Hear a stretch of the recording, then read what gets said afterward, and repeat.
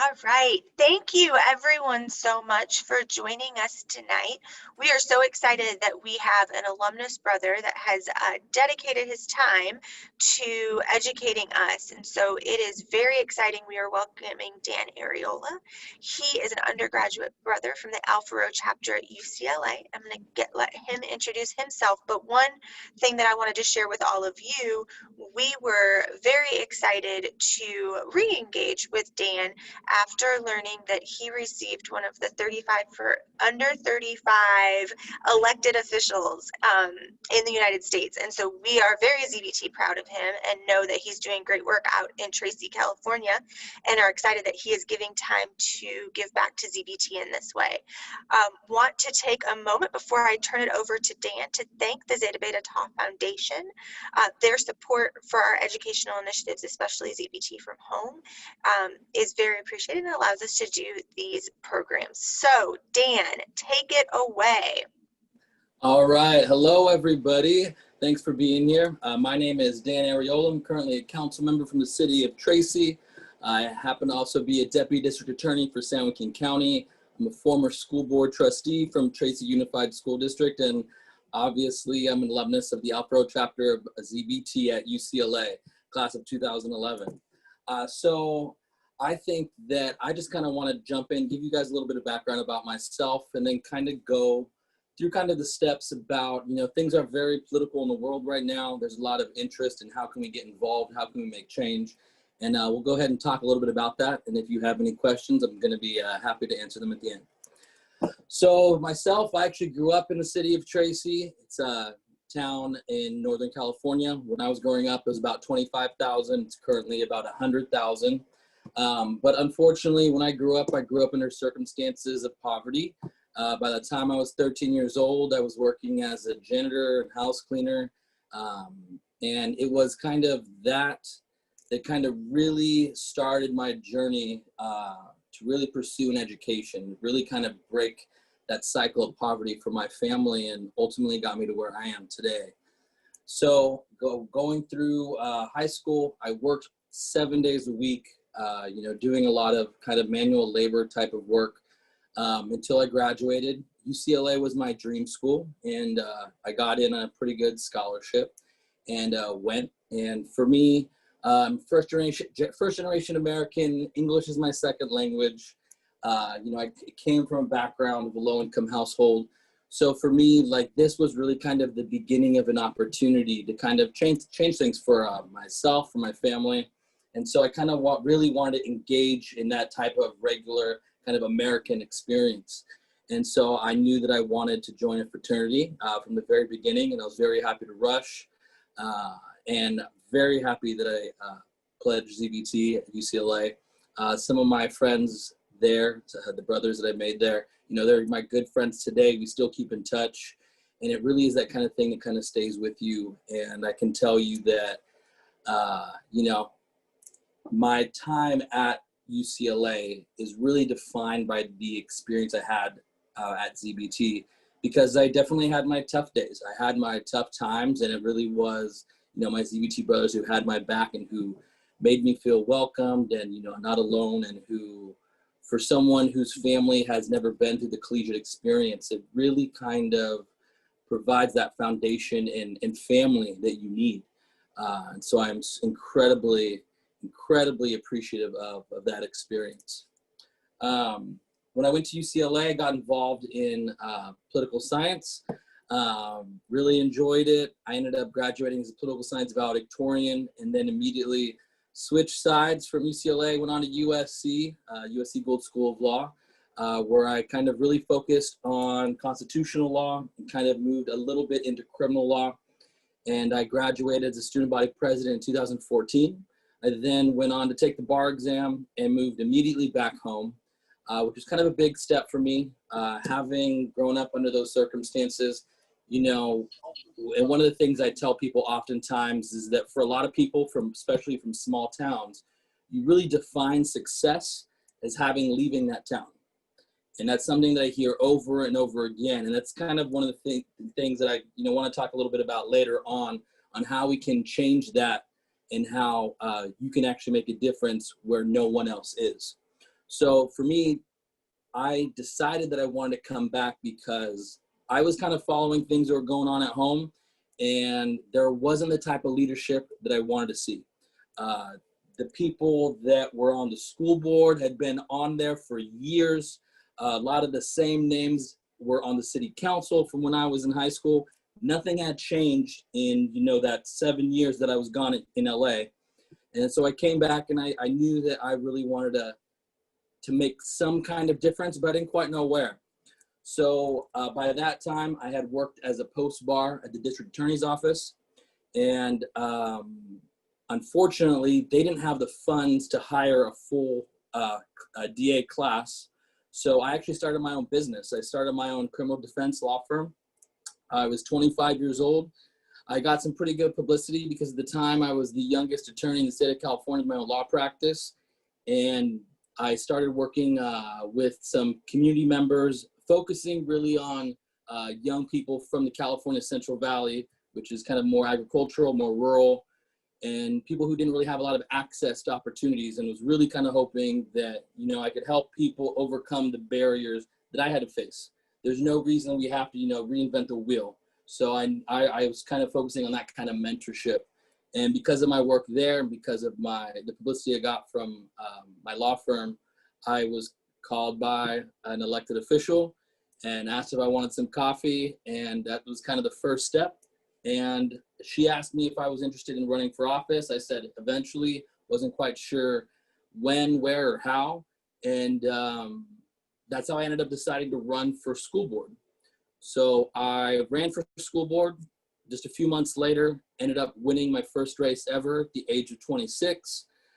Became the youngest elected official ever in the history of my city, and did that for 2 years before running for city council. And that's where things got a lot more intense. It's the difference between city council and school boards, a lot. And so been there for 2 years, been able to accomplish some really great things. I've been able to pass the first ever homelessness strategic plan. We built the first ever homeless shelter, passed the first affordable housing unit in 20 years, legalized commercial cannabis, raised a pride flag for the first time, brought green renewable energy, and just recently passed an equity initiative. So I've been able to do a lot of really great work in just a little under 2 years. And because of that, and because of the circumstances in our town, I've decided to run for mayor. And that's something that I'm currently doing. So as I'm kind of explaining to you, I've seen a bit of a process and I've experienced a school board race, a city council race, and now a mayoral race. And so I kind of just wanted to talk to all of you about what are options for kind of finding your own pathway. And I'm sure that everyone here obviously understands what's going on with, Black Lives Matter and a lot of the things that people are, emotional about, and there is absolutely reason to be. And this is something that really strikes at people's hearts. And so I talk to a lot of young people and a lot of, young adults, and they say, well, what can I do? Especially if you've never done this before. And I think the very first step is you kind of got to determine what your goal is. And so there's a few different routes that politics can take. So there's obviously the representation route. Do you want to be the person that represents your community? And you need to determine that now. And there's a lot of different factors and variables that can go into it. For myself, I basically looked at the political leaders in my community, and I did not see myself representative. For example, in my mayoral race, in the city of Tracy, we're a minority majority city, which means we have more Latinos in our population than any other ethnicity. But I will be the first Latino mayor in the history of our city of 110 years. And so when I kind of see that lack of representation, it's really frustrating. I also happen to be the first ever LGBT elected official in the history of my city. And in a place like the California Central Valley, it's much more conservative. You didn't see a lot of visibility or leaders who are willing to kind of work on those types of issues because that representation has never been there. So if that's something that you're interested in, that's definitely one pathway. And that's something that you can think about now. And that's something that I thought about while I was an undergrad. And so my biggest recommendation for anyone who wants to kind of go into the elected official route is to really build your network now. And ZBT is an incredible place to do that because you have access not only to the brothers at your own chapter, but to the individuals in your university. And what you'll find is that ZBT extends beyond just your undergrad. So there are ZBT chapters obviously across the nation, but there's a lot of different alumni groups, and there's alumni groups in Southern California, Northern California. Those are the ones that I was familiar with because I've engaged with them, but they're also across the country. And I think something that we're kind of learning is how do we engage in alternative ways with things like technology, like the Zoom meeting that we're having now. So there's a lot of different opportunities. And you'll just find, you'll never know where you're gonna run into another ZBT brother. And it happens to me kind of regularly. I'll be at a conference or something, and you'll talk about your stories from undergrad, and then people will, ask you if you're affiliated, or if you're in a house, and next thing you know, you're like having a beer with a brother from another chapter, at a different conference or something. And it's those kind of moments that you can really build upon. And just in the time that I have been in public office, I've had brothers who've reached out to me via email or social media and asked if we could meet just because they were interested in kind of re-engaging with ZBT because they hadn't been involved since undergrad. So really kind of focus on building that network. And that's true no matter what party you're affiliated with. So you can be a Democrat, you can be a Republican, you can be an independent. But when you build that network, because I'll be really straightforward with you, running for office is different than being an elected official. But to be an elected official, you have to win that seat. And so in order to do that, it depends on winning votes. And unfortunately, given the current system of our country, which is a great system when you look comparatively, around the world, but one of the biggest challenges is that it takes a lot of money. And so you really are going to have to focus on building that network, and that's kind of the base that you can utilize to kind of start reaching out when the time comes for you yourself to run for office. And the other thing that's really important, and I've come across this with other people I've mentored before, if you decide that you want to run for office, not only do you have to win an election to get to that office, and campaigning is a whole different process, but you have to be elected from a particular place. And so for if that's your pathway, you have to decide. A lot of people, they leave their hometowns to go to college, and it's in a completely different place. Some people like me go to another part of the state, but a lot of people go across the country. And so what you have to decide is if you want to represent people, if you want to represent constituents and do that work, you will have to decide whether you want to represent the people in the community that you are currently in, or if you want to go back to where you came from, or some other type of area. For example, if you've gotten married and you move somewhere else. But think about that now, especially for those of you who are undergrads where you're maybe not quite sure where you're going, but maybe this is your passion, you want to get involved in politics, and you're questioning, do I go to DC? Do I go to my state capital? Do I go back home? Be sure to kind of think that through, because you will have to decide where you want to run from. And as you move forward, you should really focus on and think about, you want to be able to build a network and community there. You want to win there. And so you really have to kind of build that platform, build that network in the area where you'd like to run. And so what I would recommend is, obviously think about it, and I'll leave my contact information afterwards. If you want to reach out to me, I'd be happy to chat with you. But really, you can start now. And because you're an undergrad, or because maybe you're newly graduated, or maybe you started a whole new, life and path, you can reach out to places maybe where you haven't engaged yet. And the best way to do it, particularly if it's a new place for you, is with whichever political party that you're affiliated with. So, like I said, it can be either party, it can be a third party, but they all have different type of localized groups, committees, organizations, and that's probably a really great way to start. So say if you're currently on an undergraduate campus and you're thinking about moving back to your hometown because you want to eventually run for office there, I'd reach out to the leaders in that political party organization. Now, introduce yourself, send an email, and just let people know that maybe you're interested at some point, because that's the kind of thing I do as an elected official now. So what I'm constantly doing is called building the bench, because what I can tell you is I may have the best policy platform in the world, but if I do not have the votes on the city council, it won't get done. And a lot of that is about kind of building power, building coalitions, and negotiating to make that happen.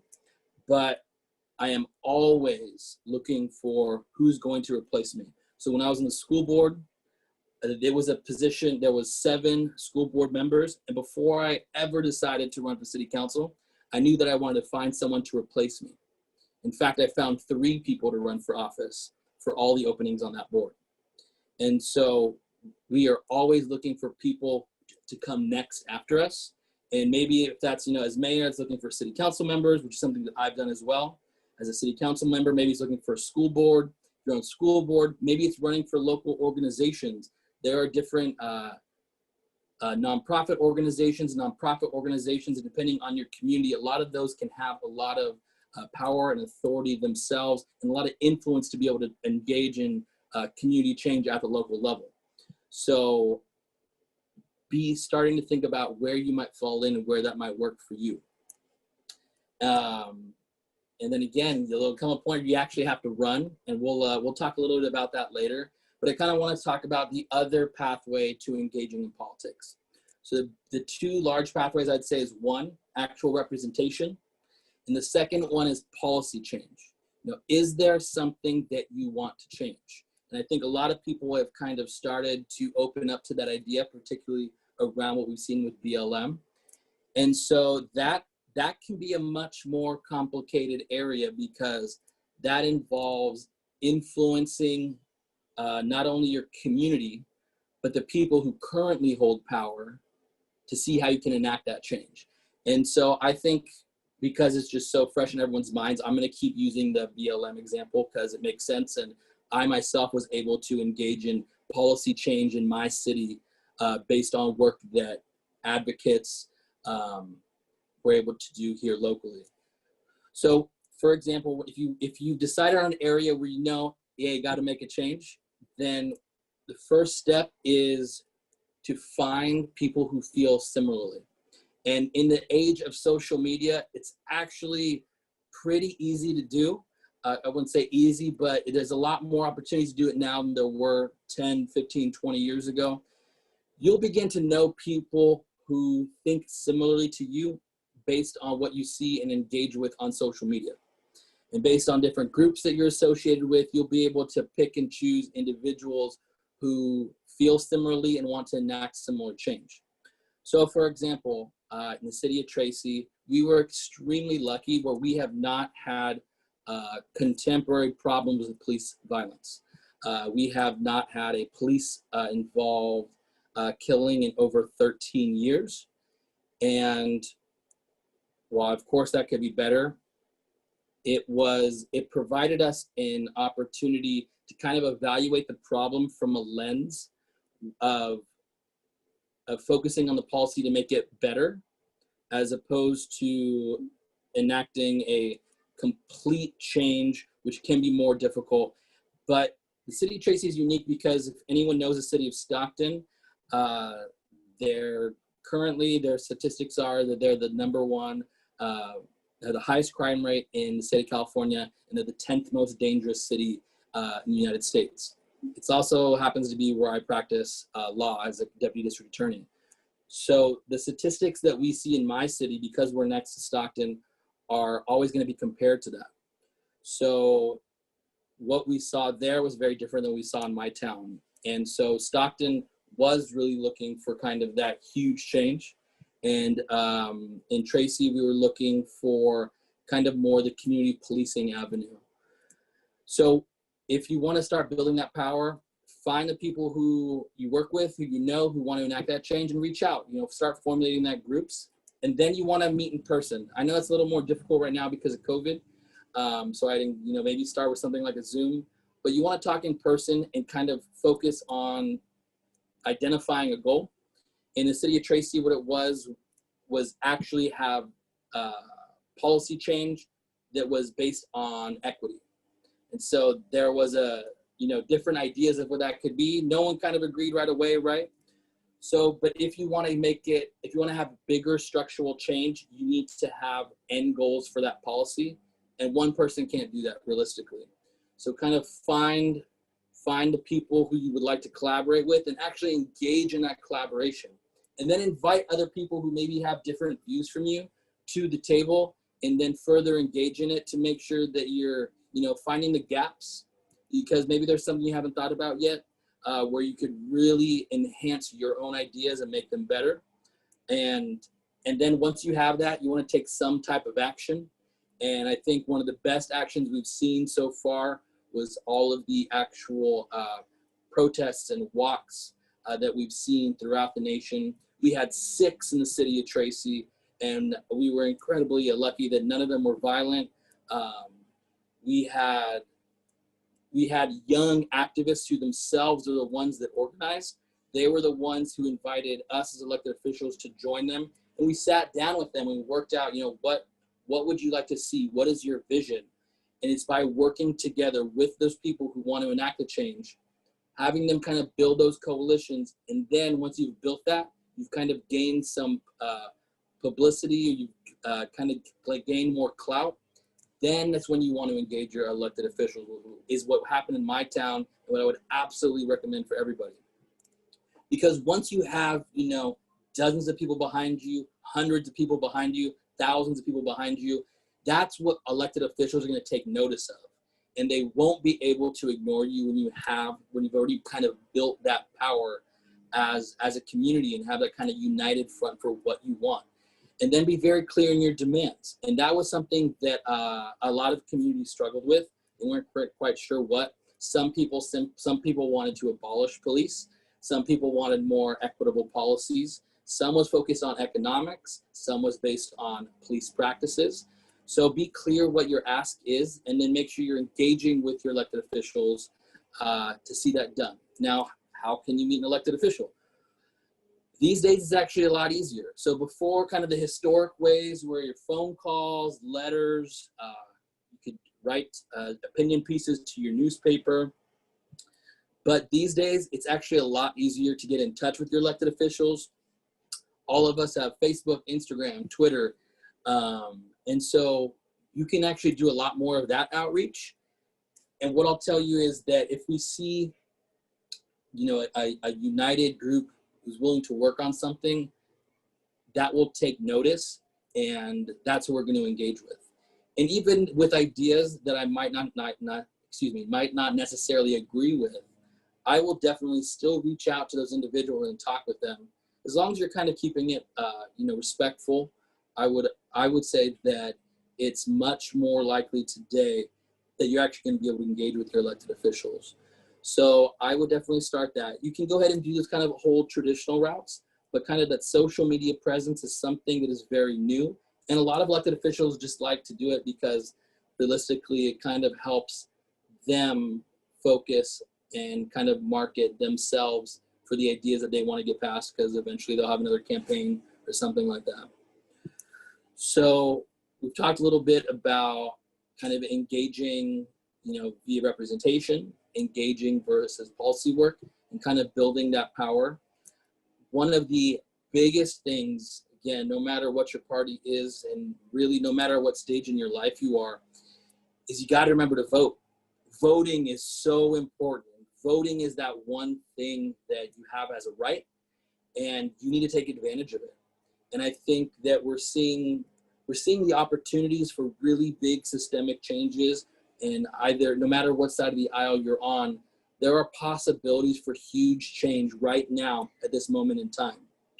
So whatever your beliefs are, whatever party you're backing, whatever changes you'd like to see, your biggest power right now is that opportunity to vote.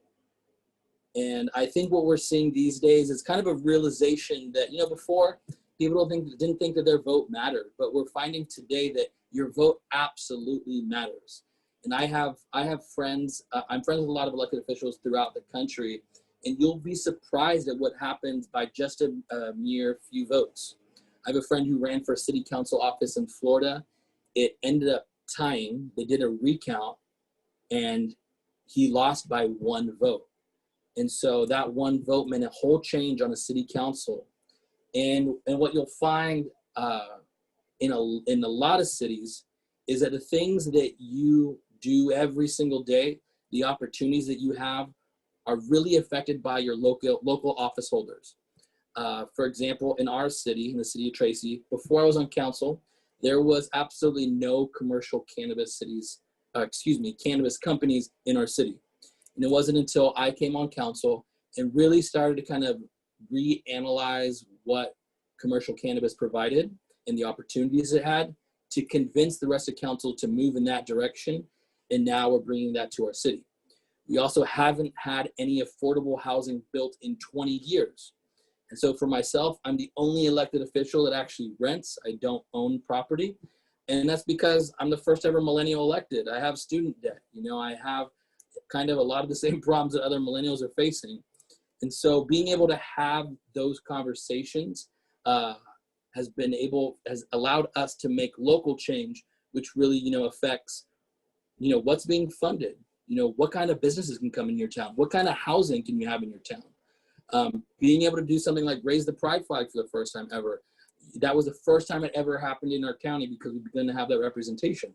And that's huge when it comes to visibility and kind of access, especially for younger people moving on up and trying to, learn about themselves and learn how they want to be involved and learn about the people that they want to become.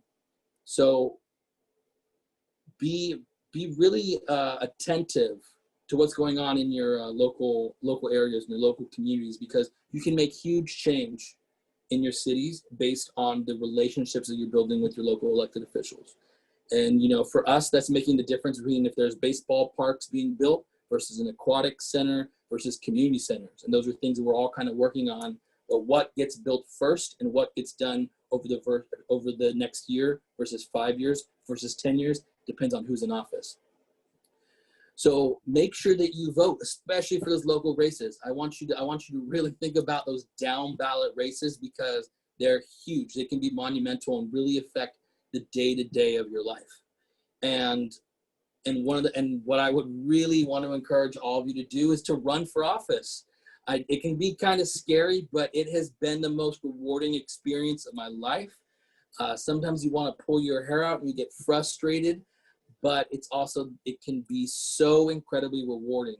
And to be able to make a difference in any community that you live, really kind of warms your soul and feeds your soul. And I think, when we talk about living the Credo for ZBT, I think for many of you, particularly those in undergrad, it's really easy to kind of get the intellectual awareness component. We're always building ourselves. We're becoming educated young men.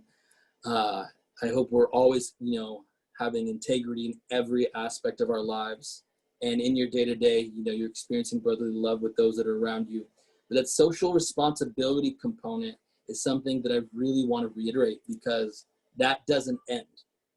And I think when we talk about, what does it mean to be a ZBT man, you want to live that credo because it's going to define, who we are as an organization and as a fraternity. But our credo defines, what type of men become ZBT men. And with social responsibility, that truly is a responsibility and not just something to be dismissed. And so at least what I was taught in Alpha Rho and what my expectation is of, all of you and our organization is to, really focus on championing these efforts. And we want to live that every single day. And so when we live social responsibility for all of you, we need to kind of take realization of the fact that just by being here in this moment right now, with all of you who've gone through an undergraduate education, or if you've moved on, that is a point of privilege. That is not something that everyone gets to experience. And so we need to be using that to really focus on how we can build a better world for everyone around us. And for me, my pathway led me along the route of politics. And I think if you're watching this, you're probably interested in that as well. but we all have an opportunity to make a difference and to become involved. And I believe that ZBT also believes that it is your responsibility. It's that component of social responsibility to want to make a difference and to want to make this a better world.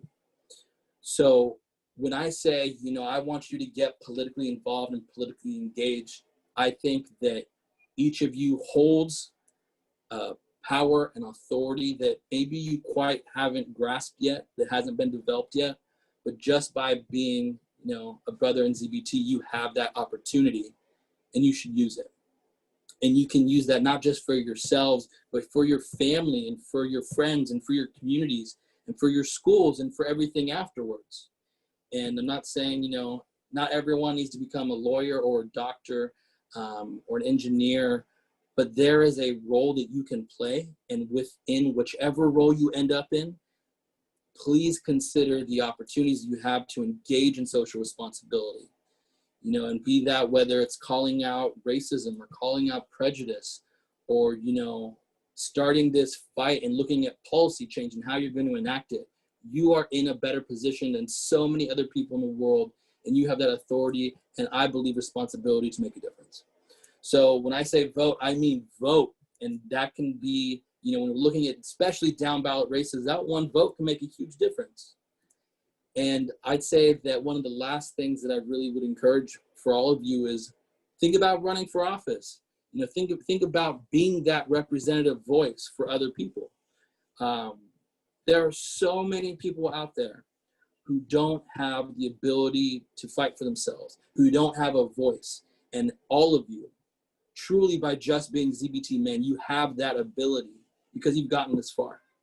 And you should use that to fight for those who can't do it themselves. And I think that will, really help you fulfill our credo, being able to live that credo, but it'll really fulfill you in life. And that's something that, I hold myself to. I definitely want to challenge all of you to consider that as well. And like I said, engage, kind of build that community, build that political power. There's different ways to do it. Make sure you are voting in every election, every opportunity you have. And I'd say go ahead and run for office. We definitely need more young people. We need more diverse voices. It's so incredibly important right now, especially that younger generations come out and have that representation in office, because realistically, a lot of the ideas that are starting to be developed are being developed by people that are your age. And it's the young people who really organized everything behind BLM and behind all these different social movements. And when you look throughout history, it was always young people who were at the forefront. So all of you are now kind of coming into that age where you have that opportunity to do it all. And so sometimes it can be scary, but it can be, it's thrilling and exciting. And when you can get to that point, it will be incredibly rewarding. So that's kind of what I have for everybody. Thank you so much. And I'm not sure if I can see the chat questions, but I'm happy to answer any other questions that you may have. So again, my name is Dan Arieola. You can find me on Facebook. Arieola is A-R-R-I-O-L-A. You can find me on Instagram. It's dan.arieola. My Twitter is it's @voteariola. So please feel free to reach out to me. I'd be happy to answer your questions. Thank you all so much. Have a good one. Thank you, Dan, so much. And does anybody have questions? You can put them in the chat, or you can just unmute yourself as well. Hey, Dan, my name's Aiden Farr. I'm from ZBT. Sorry I was a little late to this. I'm at a family friend's birthday, but I really wanted to see this because I saw you went to law school, and I really enjoyed hearing about your career path. And the one question I wanted to ask was, I wanted to know, like, what drew you to law school? Was it to go into politics and to be that guy to represent your community? Sure. Well, thanks, Aiden. Appreciate the question. So why did I go to law school in particular? Well, Well, I'll give you a little bit of the background. So I graduated from undergrad in 2011. This was kind of the end of the Great Recession. All my fraternity brothers, the huge majority of us went to law school because one of the big factors was the fact that there simply weren't jobs out there. So a lot of people were really trying to stay in school. So that's the reason why a lot of people that are about my age went to law school. And it's interesting now because we actually are seeing an increase in lawyers, and it's actually much more competitive to get jobs for people that are within a year or two of myself because of that influx of lawyers from those few years of the Great Recession. But for me, what really drove me was the fact that when I was an undergrad, I had an incredible opportunity to work internationally for the U.S. State Department. So I worked for the Obama administration, and I had worked abroad in Portugal. So I happen to be half Portuguese, half Mexican by ethnicity, and Portuguese is my first language. I had lived there when I was a kid. And so kind of being a poli-sci major, wasn't quite sure what I wanted to do. And one of the things that a lot of the campus administrators always said, like the counselors suggested, was, go do an internship. Just kind of go jump into something and get involved and gain that experience. And so there was an opportunity for an internship, and it was with the State Department. And it just so happened that this one had the opportunity to go international. And they were looking specifically for people who spoke a variety of languages. I happened to speak Portuguese.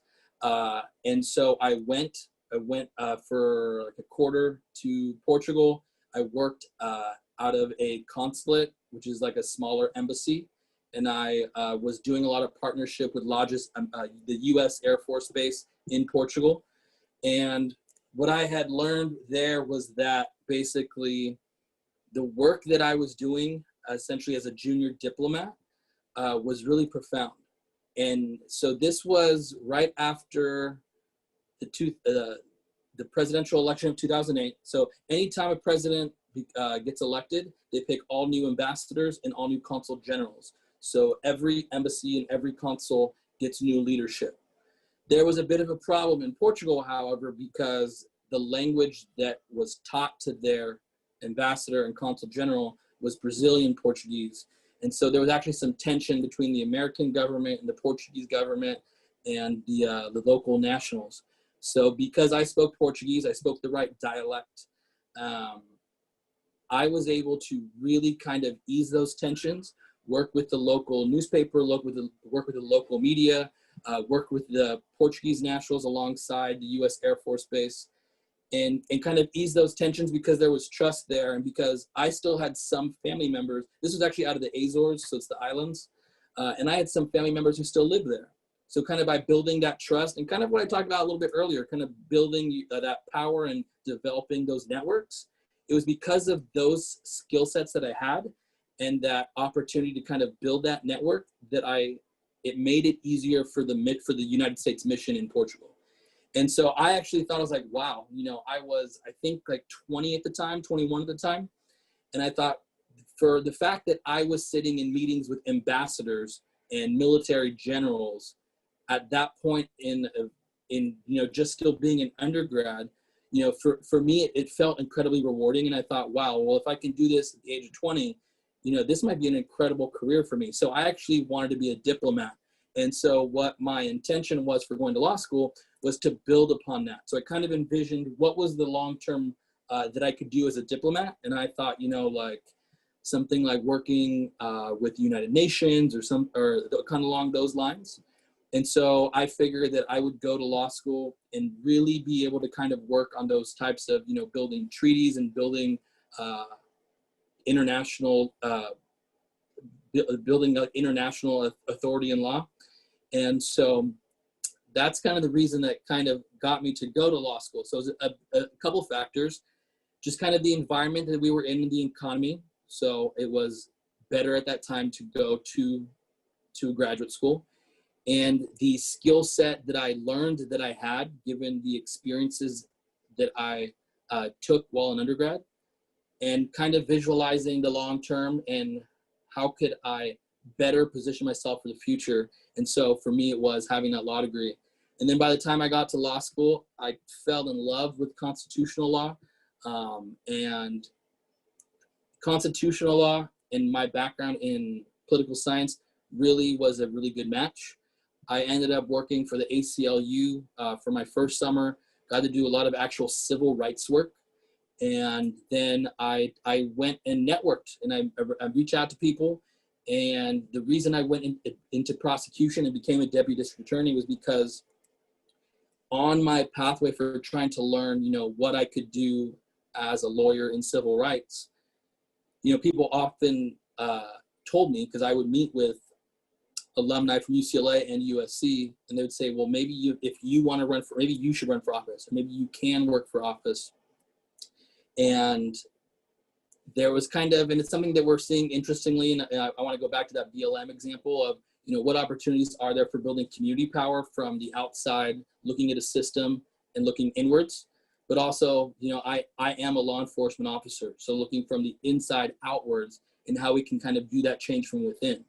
And so there are so many different pathways, and I think it's by building those networks and starting to engage with the people who have different viewpoints, you can find those gaps and build stronger policy that can move forward, which is why I was able to pass the Tracy Equity and Empowerment Initiative, because we were able to do that. So kind of trying to wrap up your question, Aiden, there was a lot of the opportunities were kind of there. By the time I got to law school, it did shift. And it's something that I would encourage all of you to be open to, is be open to those shifts. Things can happen and you don't know where it's going to lead you, but it's okay to have that shift. And then so for me, that shift ended up going a little bit of a different direction. And it led me to where I am today. But that's kind of the long pathway that I took to get into law school. Hope that answered your question, Aiden. No, thank you for that. Especially we're looking at the economy today, and I mean, I can't say anything is really deterring me from doing the same thing. Better, I promise. I hope so. Thank you. Absolutely.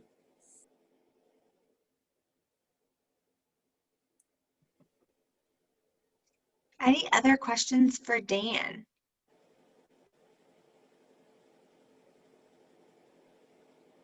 Hey Dan, I just want to say thank you for sharing your story. Definitely something I can relate to, coming from a poor family and then growing up with migrant parents. So definitely appreciate that.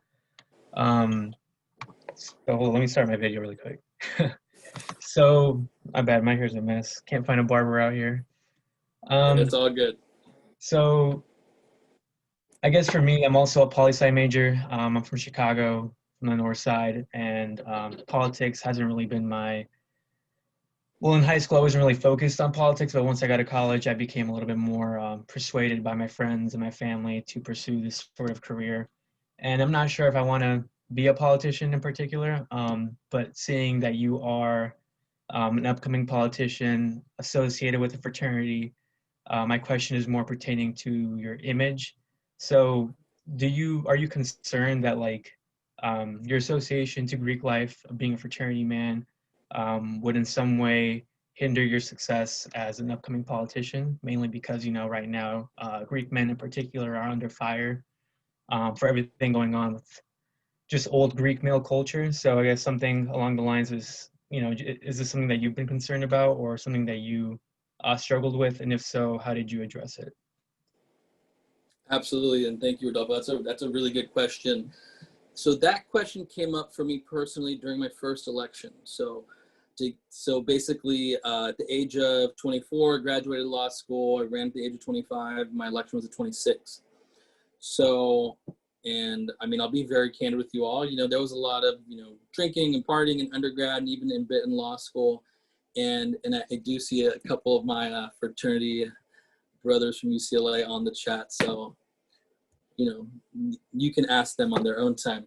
But so for me, it was something that if this is the kind of pathway that you want to take, you need to be understanding that your image is really important.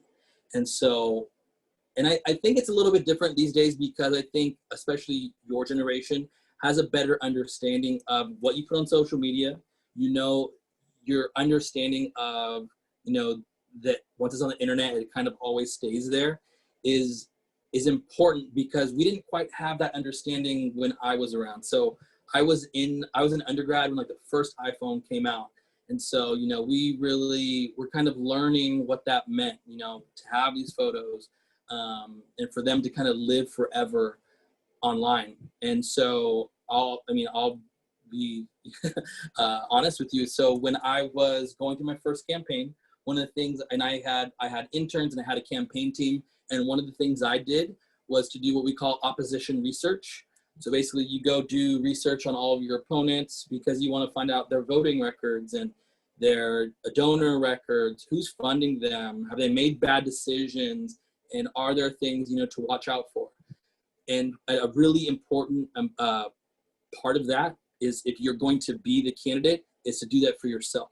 So do opposition research on yourself and try and find everything that an opponent may use against you. And of course I had, you know, some photos with alcohol and that kind of stuff. And so I got rid of it.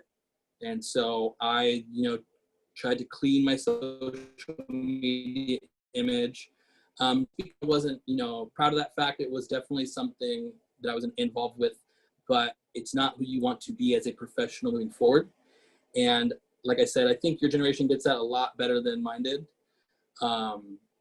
So, and for those of you who maybe don't quite grasp that, just be aware. Anything you do, there can be a photo of it and it can go online. So just be careful, you know, act appropriately and be aware if someone posts a photo of something like that, you know, ask them to remove it, that kind of stuff. It's easier to do it right when it happens versus 5, 10, 20 years from now when maybe you don't know where it is, it can pop up out of nowhere. So what I can say about those kind of photos is I'm not as worried about it now because one, there wasn't anything too crazy, you know, having a beer shot here and there, that's not going to end your political career, especially these days. I think realistically, I think the kind of time of your perfect politician is over. I think everyone knows that, you know, we're all human. And I think what's really important, at least for me, what I tell, you know, my interns, everyone who works on my team is be able to live authentically. People are looking for authentic individuals to represent them in office. And so it's a whole different story, but during my city council campaign, I was actually outed on the campaign trail. It was a huge, huge problem. And, but it in turn, it allowed me to kind of, you know, live authentically as myself. And I was able to, I think, able to benefit from it. So, and what you'll find is kind of these, the few years you have during undergrad, you know, and maybe afterwards, if this becomes more of a problem, then that's another discussion we need to have. But if it's for, you know, a kind of few years you have in college, I think just moving forward, be aware of it and just be honest with yourself, be honest with your community if it comes up, and just know, say, hey, that was who I was then, and this is who I am now. You will quickly learn that time kind of heals all wounds. So for myself, I graduated law school in 2014. It's already been 6 years. But like I said, this first came up when I was just 2 years out of office. So for those actual kind of like photos or that kind of thing that you're worried about, be careful, be aware, be responsible online. But I don't think realistically that that'll be a huge barrier for you to overcome if you're trying to go into a political career.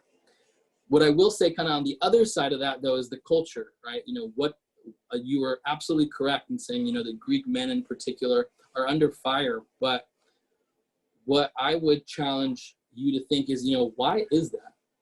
You know, and it's realistically, one, every single brother in ZBT is, well, one male, and there's an amount of privilege that comes with that. And I think that, and then every single person is also educated because they're from an undergraduate university. So being male and educated in the United States is itself privilege. So just be cognizant of that. And I think what's really important, and I kind of touched on it before, was there are different ways to get involved. And so you can be someone from the outside looking at a system or a policy, and you can kind of engage in that kind of change. Or if you're a part of a system, you can really be a champion and evaluate it and provide perspective that maybe others don't see, and start doing that change from within, looking out. So for like in my county, in San Joaquin County, it is, like I said, it has the highest crime rate in the state of California. And in my county, I was the first LGBT person of color to ever be a prosecutor. So, you know, as a law enforcement officer, when things like BLM are happening, and one, I'm also the most progressive elected official my city's ever seen. So being able to kind of explain and give my unique perspective on the day-to-day, you know, what it looks like to work with other prosecutors in a room, to work with law enforcement, and also simultaneously to kind of represent people from the outside and how they want, and their viewpoint of looking in, and how we can work together, fill those gaps and make those changes. The other thing that I kind of wanted to touch on that you made me think about was, I remember as an undergrad, and people always talk about like diversity is super important. I absolutely believe that. But so, like you said, you may have had a similar upbringing that I have, you know, person of color coming from a low income family. What I found was, one, college was a huge culture shock. It took me a while to kind of get used to it. And I feel incredibly blessed that I found ZBT, because you know, it provided me with that foundation and home and family that I desperately needed. But simultaneously, and I'll be very honest, at UCLA, a lot of the other undergraduate brothers were people who came from upper middle class, upper class. UCLA is literally between Beverly Hills, Bel Air, and Santa Monica. And a lot of the people grew up around there. And so their worldview was incredibly different than my upbringing, where I've been financially independent since I was 13 years old, working as a janitor and house cleaner. And so, and I kind of had this perspective growing up that, you know, people who had money or were rich were somehow like bad, like that there was something wrong, like they couldn't have just earned that money, they did something wrong to get there. And that was something that I had to overcome for myself. And then as I, you know, developed relationships with my fraternity brothers, I got to hear the other side.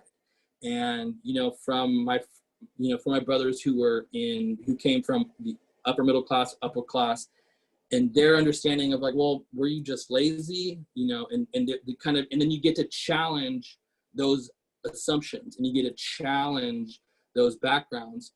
And so I think it's important when we talk about diversity, the conversation is almost always about, you know, we need more people of color in these positions. You know, we need visibility with LGBT, or you know, all these other areas. And I absolutely agree with that. And I think it's so important. And I think, you know, any person with a position of power or authority really needs to work to amplify the voices around them, especially if you're an elected official.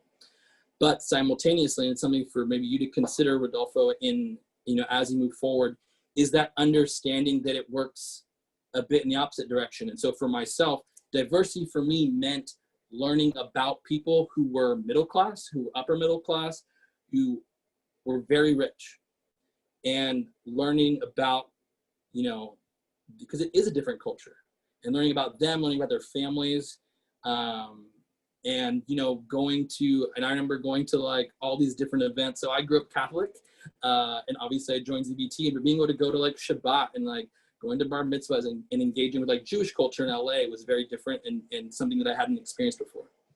So you kind of learn to build on your understanding of the world, and it really kind of enlightens you to understand like, hey, you know, these can also be good people. They've also worked hard, and you can challenge your own assumptions. And I think we don't talk about that a lot. I don't think we talk about maybe some of the assumptions and some of the challenges we can have.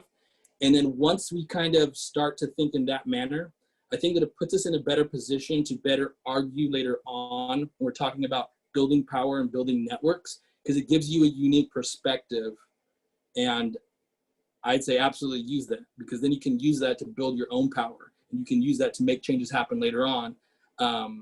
So just, you know, be willing, and like I said, be flexible, be willing to kind of think outside the box to challenge your own assumptions.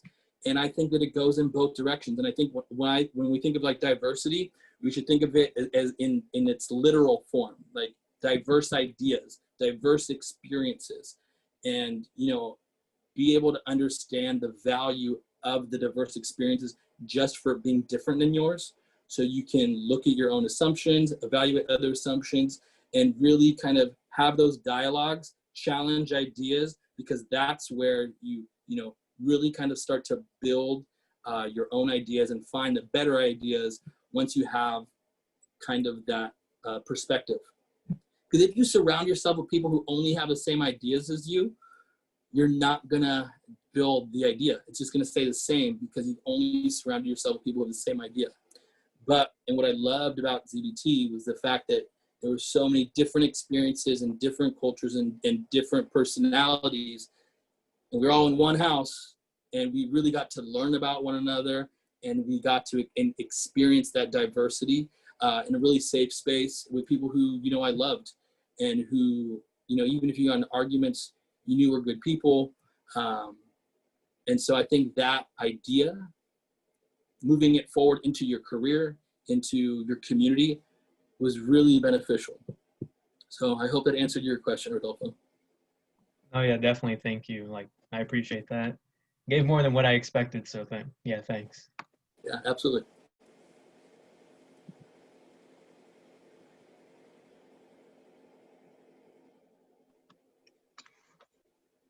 Dan, we cannot thank you enough for your time and your wisdom and just being you. And gentlemen, thank you also for being on tonight. I know Dan dropped his contact information, so if you want to follow up with him, I am sure he would appreciate that. And if there are no other, not seeing any others, so thank you all so much and have a wonderful night. All right. Thank